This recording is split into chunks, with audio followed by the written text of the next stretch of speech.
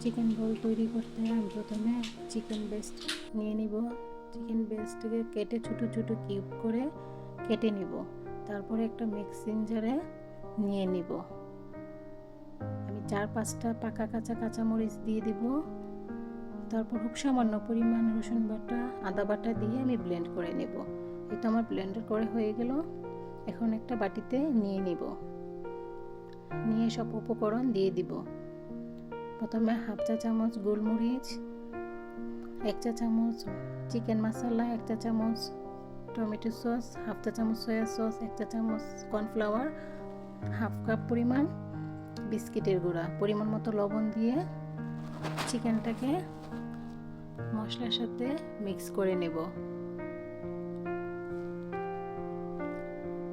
তো ভালোভাবে মিক্স করে নিচ্ছি। মিক্স করা হয়ে গেছে। এখন আমি ছোট ছোট বল করে চিকেন বল তৈরি করব।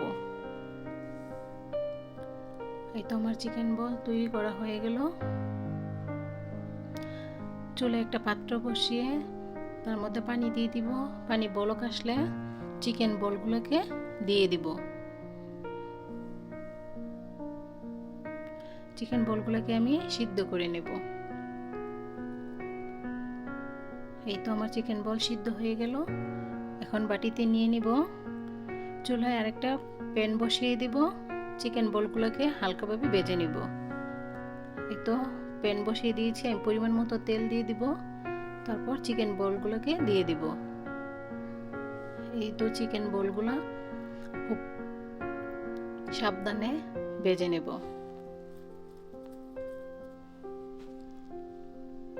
এই তো চিকেন বলগুলা ভাজা হয়ে গেছে। আমি এখন চিকেন বলগুলা নামিয়ে নেব। তারপর ফ্রোজেন করে রেখে দেব। এই চিকেন বলগুলা দিয়ে আমি বিভিন্ন রকম রেসিপি তৈরি করতে ব্যবহার করি।